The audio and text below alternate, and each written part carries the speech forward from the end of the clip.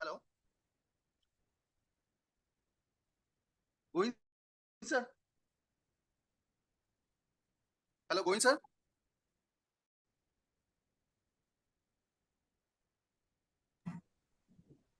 Hello.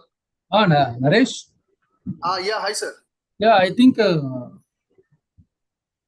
is waiting. Okay. Please allow him. Okay.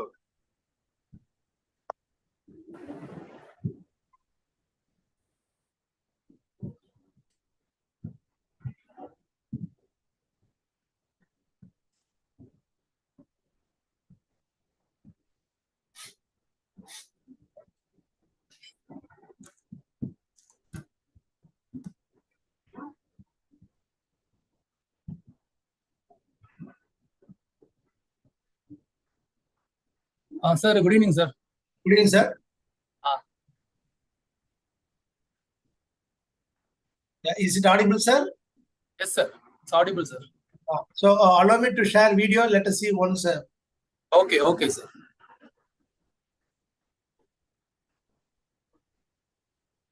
How to do that? And the கீழே share button இருக்குல்ல sir green color. Yes. அந்த share click பண்ணிட்டு you select entire screen. Again one more share கீழே. ஆமா sir. அந்த green share button பண்ணிட்டு screen ரெண்டு இந்த ஸ்லைட்ல ரெண்டு இருக்கு. ஒன்னு டாப் மேல என்டையர் ஸ்கிரீன் ஒன்னு இருக்கு. என்டையர் ஸ்கிரீன் தான் சார். அதுதான் சார். சார் அத ஷேர் பண்ணிட்டோம். Okay. Now your screen is visible, sir. Right. அடுத்ததா அந்த PPT. Yes, sir. Yes, sir. Sharing. Now your PPT is visible, sir. Right. Shall I stop sharing? Then you are going to present something? No, sir. Actually, I will give the introduction, sir. I will welcome you. Then you can start your presentation, sir. Finally, I will give the vote of thanks, sir. Okay, sir.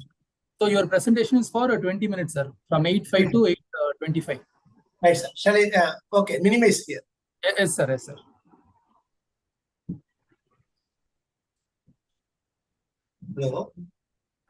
Hello. இல்லப்பா அந்த இது இருக்குல்லப்பா அந்த ஒரு இப்போ அந்த code stand அது அப்புறமா by chance கீழே உள்ள விழுந்து போயிருக்க வாய்ப்பு இருக்கு. அந்த அந்த ஒரு இது இருக்குல்லப்பா, அதாவது அது கீழே இல்லப்பா, நம்ம வந்து ஸ்டாண்டை ஒட்டி ஒரு பெரிய ஏதோ ஒண்ணு இருக்கு, அது கீழே அது கீழே நீ பார்க்கும்போது இந்த metre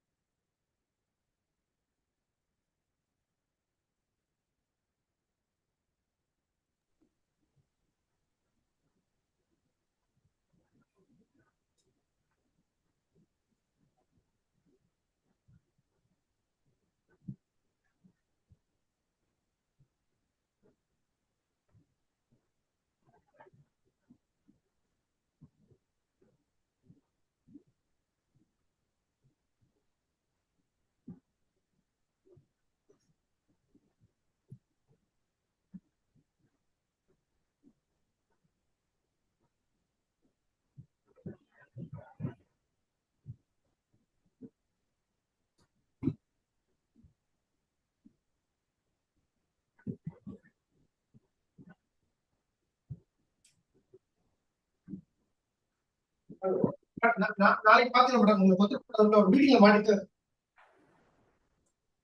thank you madam. Thank you madam. Message கூட. Thank you. Thank you madam. Sir can we start sir? Yes sir. Sir நீங்க இந்த பிரசன்டேஷன் அன்ஷேர் பண்ணிக்கோங்க sir screen. So once we start the program, then you can share your screen, sir. Yes, sir. Okay. Naresh, can you give the countdown? Yes, sir. Naresh, hello? Yes, sir. Naresh, you can take picture also. Yes, yes, sir. Okay. Please give the countdown. 3, 2.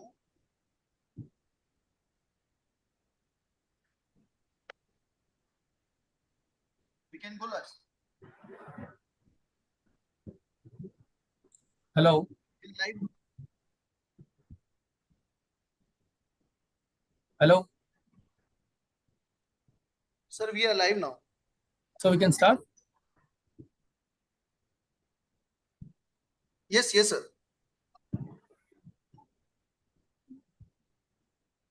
Sir, can you switch on your video, sir? Yes, sir. Please. Okay, okay. Good evening all. I'm Govind from Abbott Vascular. So welcome you all to this webinar on Coronary Intervention 2025 Series 2.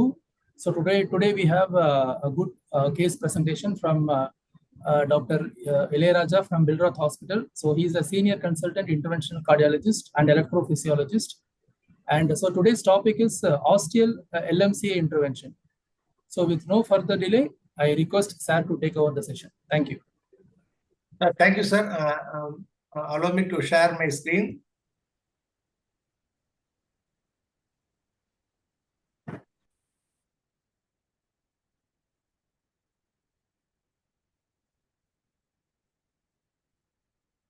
So hope the slides are visible. Yes, sir. Okay. So thank you for the warm introduction and then opportunity. Thanks about when it comes to cardiovascular intervention and update. It is always a long journey with Abbott. And I am going to say one or two few slides about LMCA pathology and then diagnostic dilemmas, and sharing one case from our side, how to address LMCA ostea. We learned certain things from these major trials, Syntax, Noble, Precompact, and Excel trials. These trials have very long-term record, 5 to 10 years of follow-up. With reference to left main intervention, when the lesion complexity is mild to moderate, and in those individuals, PCI is comparable to CABG. With reference to left main disease, PCI results, the hard endpoints, mortality, stroke, myocardial infarction, is comparable with the CABG patient. If that word is important, if the lesion complexity is mild to moderate. When we deal complex lesions and involving distal left main bifurcation lesions, especially dominant LCX, and then in those situations, as well as diabetic, and then Rep syndrome and diffuse coronary disease with the cardiomyopathy syndromes. Still, CABG provides better mortality reduction over a period of years, and then durable grafts, and then sudden unexpected spontaneous stent thrombus which occurs in the PCI group is not observed with the CABG. So these are all the quick observations. With this, all left main disease patients should not be done ad hoc procedures. That is always better. A clear game strategy is very important. When we look at the risk stratification of left main disease, we do apply Syntax score for all patients. And then when the score is 0 to 22, we are dealing low complexity. When the score is 23 to 32, then intermediate complexity. When the score is more than 33, what we are dealing is actually high complexity lesions. So when the Syntax score is more than 33, then CABG is preferred. When we are talking about left brain intervention, syntax score, it involves only the anatomical complexity, say at least 11 subset it involves. Whereas this alone is not sufficient when someone is subjected for CABG. Basically, the syntax score based upon 11 to 12 anatomical points, it says whether it is better to go for PCA or surgery, that's all. Whereas when the following clinical endpoints are included in this assessment, namely LLE, creatinine clearance, ejection fraction, left brain, and then female versus male gender difference, COPD, peripheral disease. These points, in addition to when these are observed, in addition to the anatomical points, what is called the first score is anatomical syntax score, and this is called functional syntax score. Then we can easily calculate a 4-year mortality for this procedure. For example, based upon the syntax score 2, we can say the PCA 4-year mortality 5.57%. Suppose if the syntax score, functional score, is 34, and then you can see the CABG mortality, 4-year mortality 10%. So this is very, very important. So anatomical syntax only look at the anatomical entity, whereas the functional syntax score adds additional information. Now, whenever there is a controversy between anatomical and physiological observations, one should not hesitate to use FFR and IFR. So this helps to add further information upon anatomical complexity. So this is called syntax score 3. So basically, when needed, one should not hesitate to use functional syntax score. Coronary angiogram alone not sufficient for even the entire coronary assessment. Today we are talking about left brain coronary interventions. There are difficulties with the coronary angiography with LMC lesions. So to evaluate the actual size of LMC using angiography alone, and then when the left brain is short and there is no normal segment for comparison, and sometimes aortic cusp and the contrast obscures the ostia. Say when the catheter is not coaxial, streaming of the contrast may result in a false impression of a luminal narrowing. So angiography underestimates stenosis severity. When we deal ramus, when we deal intermediate stenosis, we should take the help of IVS or OCT imaging technique to look at the minimum luminal area. When the minimum luminal area is more than 6 mm square, for that LMC intermediate stenosis, considered line management is advised. If the minimum luminal area is lesser than 4.5 square, then revascularization is indicated. This imaging-based MLA less than 4.5 mm square is a really correlation with the physiological FFR value. So when the MLA less than 4.5 mm square, then when the same patient is subjected to FFR, for sure the FFR value less than 0.8 would correlate with the MLA of 4.5. So this is what is called in intermediate stenosis, imaging and FFR concordance, right? So based upon GAN, we observed that we need a minimum this kind of MLA L6 6 and then LAD 8 polygon of confluence, and finally proximal left brain 10 mm square. This is the minimum required area. After optimization of left brain stenting, one should look at all those 3 areas, and that gives us whether the adequate stent expansion in mm square is enough, and it predicts future resistance as well. Later, Kim observed that the L6 7 mm square, LAD 9 mm square, and then proximal left brain 12 mm square of area, MLA area is really good enough to predict no long-term resistance. So basically, when we do left brain intervention, see that the proper assessment of LAD, L6, and the left brain region is very important, because this is 3 different diameters, and we are trying to tackle it with say one stent. And in those situations, one should be really careful to understand the anatomy of those aspects. So here we received a case, a 56 years old male, diabetes, hypertension, and in Jan he had anterior MI, and we lysed him with streptokinase, moderate dysfunction, and we advised CABG. you can see that angiogram clearly showing medial critical stenosis and then RCA normal. So we thought that since because it's an ACS, we should do PTC to LAD. Obviously, that's a right decision. If you look at carefully, and there is some slight osteal left pit stenosis. With this idea, and we went ahead and fixed mid LAD stenting. And basically, the patient had a good result with preserved diagonal flow and TIMI3 flow in LAD with properly placed stent.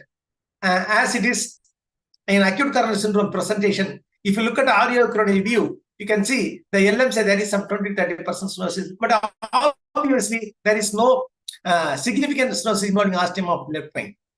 And in this particular case, we thought of dealing middle eddy, so it is done.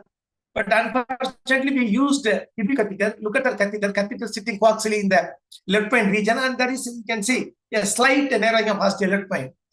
But still, contrast reflex is there. So what I wanted to convey, basically, mild disease of left pine and present with a critical LAD lesion, and the critical LAD lesion is addressed with the help of an EP catheter. This EP catheter probably could have caused some osteal left pine catheter-based injury. Why we are suspecting that? Because we did this procedure in the January, and again within 3 months of time, patient presented again with cardiac complaints. So this time troponin elevated, and then he is advised a CAG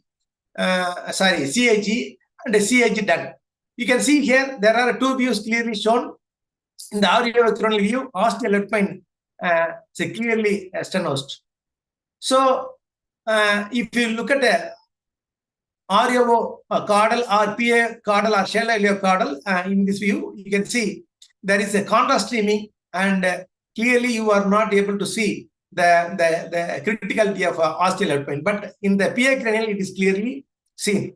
So basically, we are dealing middle stenting, follow within 3 months, again presentation. It could be progression of atherosclerotic coronary disease or catheter-induced osteal left pine. We decided to do assessment of all syntax score done, overall assessment done, and basically we are dealing only osteal left pine. So we decided to do the stenting, and these are the wires we used.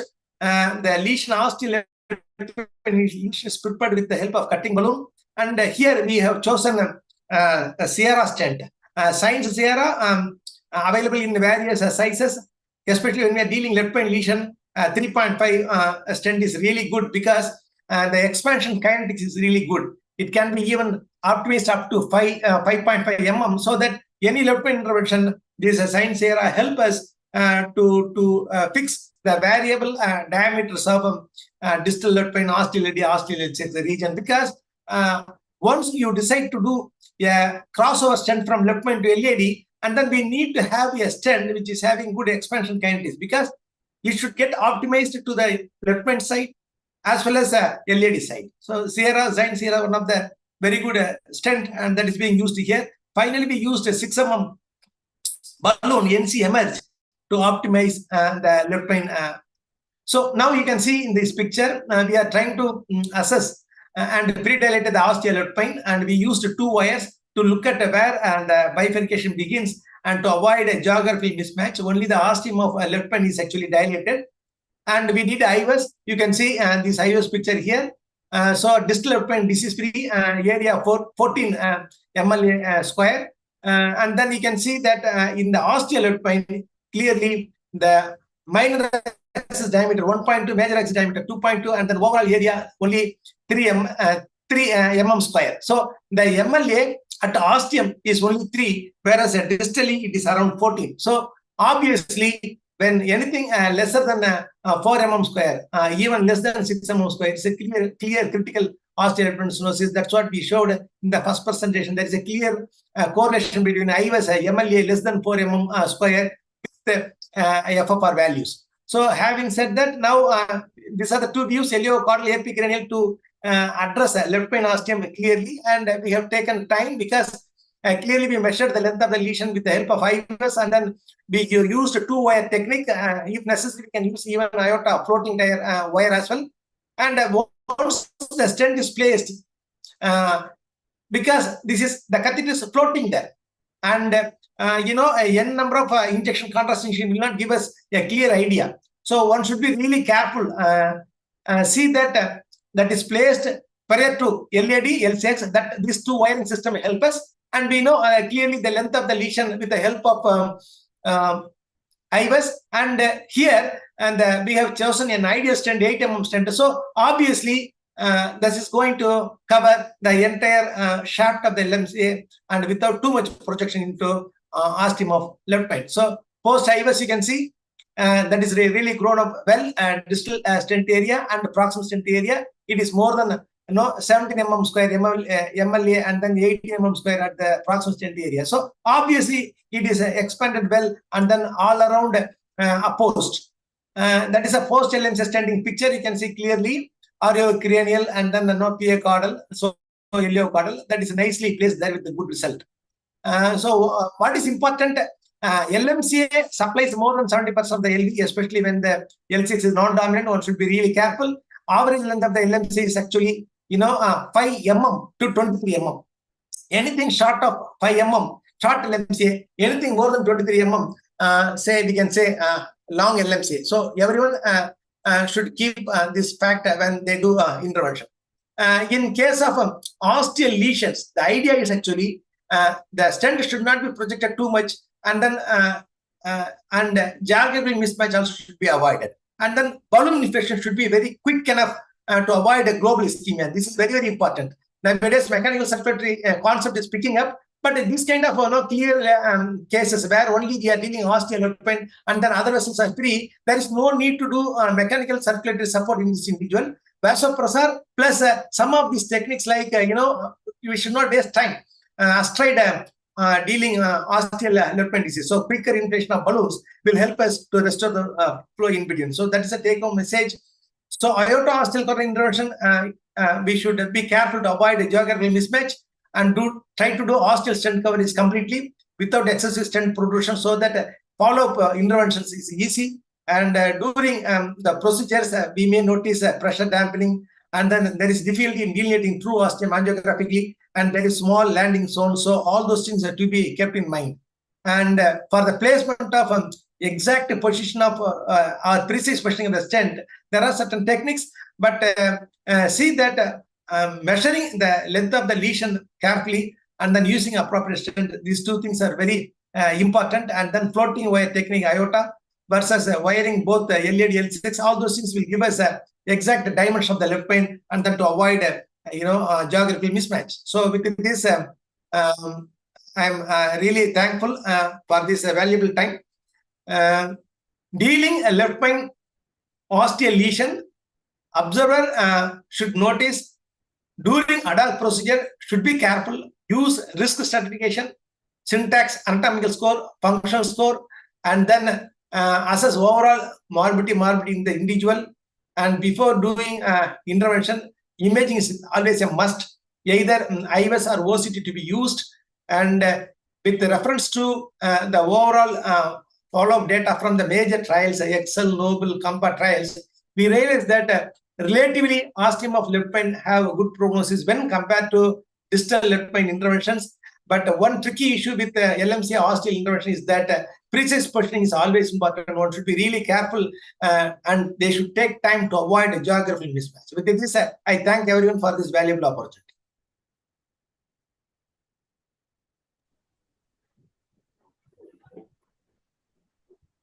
Thank you, sir. Thank you for the great presentation, sir. So we will wait for questions, sir. If any question comes from the audience, then you can address them.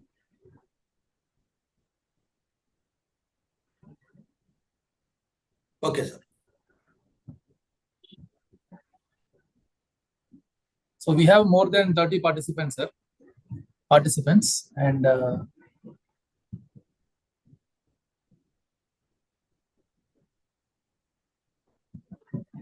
okay, so meantime, let us talk about LMCA intermediate left vein stenosis. That is really interesting observation, because what happens on one side when we do assessment of left vein stenosis, severity is underestimated with the help of angiogram. On the other hand, sometimes what appears a mild disease because of pre-procedural TMT positivity, they tend to overestimate left brain disease observation. So when we deal intermediate stenosis, say for example, angiographically, fluoroscopically, 30 to 70% stenosis, one should be really careful to assess this left brain stenosis. So what are the investigations we are having right now for all those arterial left brain or body of the left brain disease with the preserved LAD LCX vasculature, then better to do FFR and IFR. So FFR, IFR, when we deal for a left brain lesion, that is tricky. So we need a systemic infusion of adenosine. So all other region we can use intracortical adenosine, but here we have to use a systemic adenosine. So that is a one problem. Whereas when we have imaging technique, especially IVS or OCT, and then try to do a quick run, when the area MLA is more than 6 mm square, even though this is left brain, then that does not require intervention because MLA more than 6 mm square correlates with the FFR value, say more than 0.8. That means physiologically the lesion is not stenotic. Whereas when the MLA is less than, say, from South Korean trials, we realize that when the area is less than 4.5 mm square, clearly then the left brain is stenotic. But even then, anything lesser than 6 mm square, MLA left brain, that needs addressal, and that should be really assessed properly before taking the major decision. Sir, actually, we have one question, sir, from one of the audience. Hi, sir. Covered LMCA to LAD. Why particular area mid LAD stenting? In this patient, sir? Yes, sir. Okay. So patient presented with anterior MI, and then angiogram showing ostial left brain of 20 to 20% stenosis and medial LAD 99% stenosis. So basically, always we should address what is driving the patient to the hospital at that moment. So this is anterior MI, medial LAD 99% stenosis, ECG correlation, echo correlation, and then clearly LCX area is preserved echocardiographically, and then we are dealing obviously in LAD disease. So when acute coronary syndrome associated with troponin positivity, ST elevation, and then slight thrombotic suspicion in that area, so always address the culprit artery. In a culprit artery, if there are tandem lesions, always address the culprit lesion. That culprit lesion, when clearly evident here, and that is addressed here. Unfortunately, any atherosclerotic disease, they despite medications they can progress in certain individuals. But then here, the very important observation is that only within 3 to 4 months, patient come back with chest pain and then ostial left brain disease progressed. So that gives one insight to us. So during this index event procedure, probably the catheter injury occurred, or the catheter injury could have triggered the pre-existing the 20% stenosis or 30% stenosis. Probably that is the reason patient developed a quick presentation within 3 to 4 months of the index event. Probably these are all our ideas, but it is very difficult to say unless you have histopathological observation. But even then, when you do histopathological observation, that will not show you this kind of minor variations. Thank you, sir. Sir, one more question. Regarding stent, all left brain stenting, it is better to take some certain newer generations. In that, science is really coming. About they have left brain trials and the Noble Excel, all those trials they use the science. Now we moved on in this group with this science Sierra really wonderful platform. Trackability, and then the one stent takes the shape of left brain, takes the shape of LAD, and then according to the nature of that diameter of these vessels, we can do post optimization. What I'm trying to convey, say a proximal part which is placed in the left brain can be expanded out easily without any issues up to 5 mm 6 mm. The distal stent which is placed in the L6 or LAD can easily take the shape of LAD, say with the help of 3 to 4 mm balloon. So this one stent trying to because of this, we are maintaining a good radial force, flexibility, and then the cell area without compromising side branch, all those things, still good scaffolding. So all those things that ideal stent characteristics they are observed with this Sierra. That's the reason in our center we are practicing with the stent Sierra. Especially I am talking to only the left pin roads. There are certain other international brands, even they have good stents with the similar kind of properties. Our practice is using the one which is having more evidence. I think the time is reached, sir. We can say. So one more last question, sir, from one of the audience.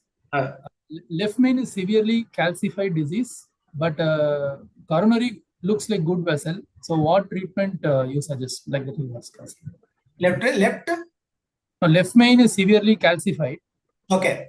But vessel looks good, remaining part of the vessel. So what treatment you will suggest? Like that question. Yeah, this is exactly. So when someone presents with the left main intervention, we have to use this course based upon anatomical complexity syntax score.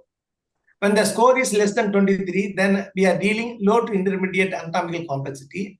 When the score is more than 33, these anatomical variables is nothing but number of lesions, diffuse lesions, and then calcium, presence of thrombus, angulation, bifurcation, tortuosity. There are up to 11 to 12 points in this syntax anatomical scoring system. Meticulously feed that and then do risk stratification.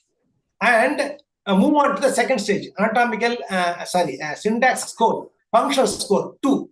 This involves elderly, 70, female gender, creatinine, COPD, peripheral disease, all those things. So that will give you a 4-year mortality rate. And finally, suppose though we are doing intervention, we are supposed to look at surgical score as well.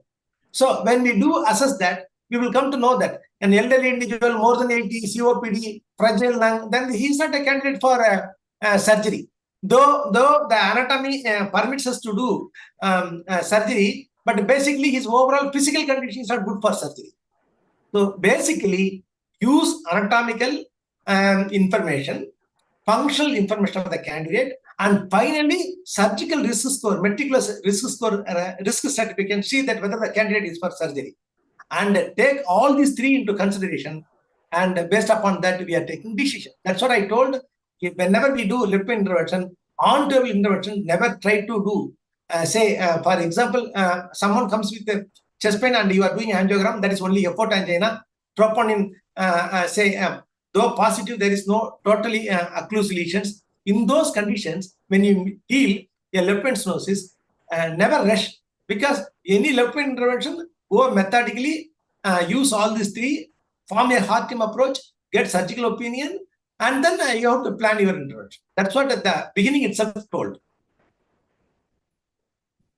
Thank you, sir. Thank you for your detailed explanation, sir. So with this, I would like to end this webinar, sir. So on behalf of Habit, I would like to thank sir for the wonderful presentation. And also I would like to thank all the audience for taking time and joining for today's webinar. So thank you, sir. Good night to all. Thank you, sir. Thank you all.